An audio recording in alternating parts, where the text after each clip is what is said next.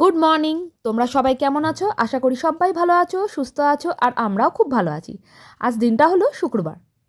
তা সকাল সকাল কিন্তু ঘুম থেকে উঠিনি, বেলা করেই উঠেছি। কারণ কি, ওই যে বলেছি মিঠির এখনও স্কুল খোলেনি, স্কুল খুলুক তারপরে আবার টাইম থেকে উঠবো। এখন আর টাইমে উঠে কি করব? শুভ্রজিৎ তো বেলায় ওঠে, তোমরা তো জানোই, যেহেতু ও রাতে আসে। আজ 11টা সাড়ে 11টার মধ্যেই আজকে স্নানটা প্রথমে কমপ্লিট করেছি। তোমরা কিন্তু ফুল ভিডিওটা দেখো, আশা করি ভাল লাগবে। শুভ্রজিৎ ঘুমাচ্ছে আর ওদিকে দু বোন উঠে পড়েছে, আর আমার কয়েকটা টুকটাক কাজ আছে, আর ঢুকে যাবো এবার রান্নাঘরে। টুকটাক কাজ বলতে একটুখানি ঘরটা ঝাড়াঝাড়ি করব। ঘর ঝাড় দেওয়া, মোছা, এগুলো সব কমপ্লিট হয়ে গেছে, শুধু বাকি আছে একটুখানি ঝাড়াঝাড়ি করা।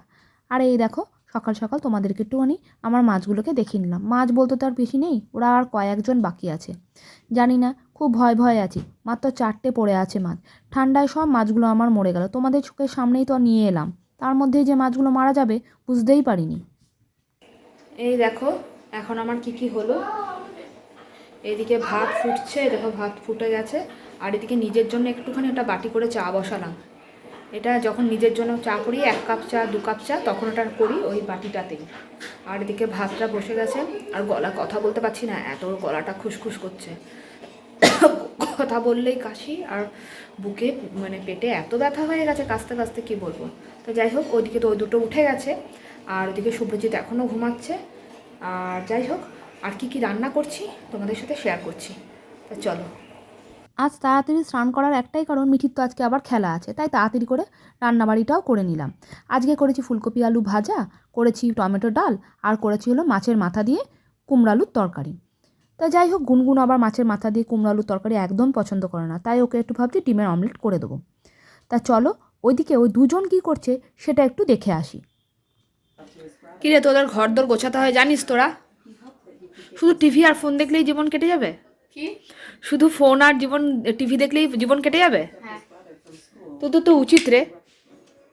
তাড়াতাড়ি মিঠি হয়ে গেছে, হিন্দিটা হয়ে গেল। একদিন কোরিয়া থেকে লোক এসে আমার মেয়েকে নিয়ে চলে যাবে। আর গুনগুনকে একদিন সিনেমা থেকে, বলিউড বা হলিউড থেকে লোক এসে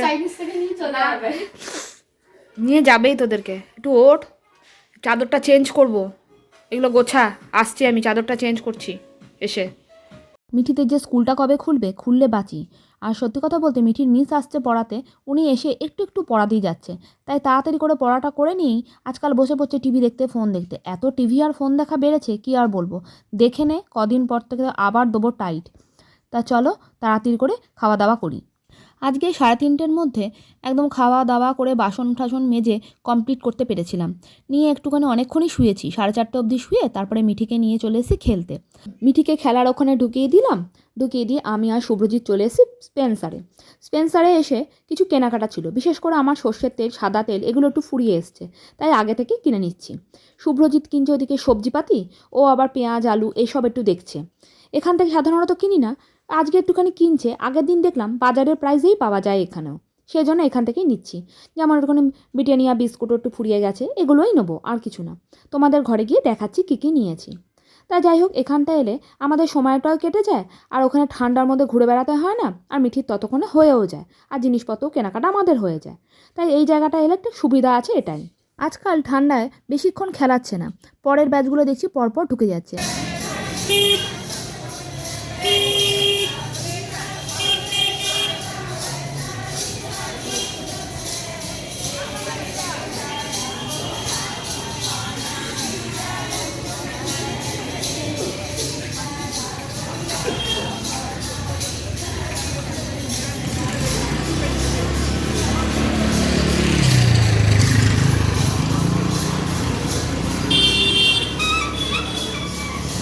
মেয়েটার খেলে উঠেই খুব খিদে পেয়ে যায়, প্রচণ্ড খাটায় তো। আর দ্বিতীয়ত যখন খেলতে আসে তার 2-3 ঘন্টা আগে ওকে খাই দিতে বলেছে, সেই জন্য খেয়েই তো আর প্র্যাকটিস করতে পারে না, খুব কষ্ট হয়। সেজন্য আজকাল তাড়াতাড়ি খাইয়ে দিই। আর দেখো তেল কিনেছি, পোস্ত কিনেছি, 2 প্যাকেট পোস্ত কিনেছি, কিন্তু পোস্তর প্যাকেটটা না কেটে ফেলেছি। কেটে ফেলার পর মনে হলো এমা ভিডিওটা করা হলো না তো, তাই আবার গার্ডার লাগিয়ে ভিডিওটা করলাম। তোমরা কিন্তু কিছু মনে করো না, এটা কিন্তু আগের পোস্ত না। আর দেখো এই টাইগার 5 টাকার বিস্কুটটা আজকাল দোকানে পাওয়া যায় না, ওখানে পেলাম বলে আমি 4 প্যাকেট তুলে নিয়েছি।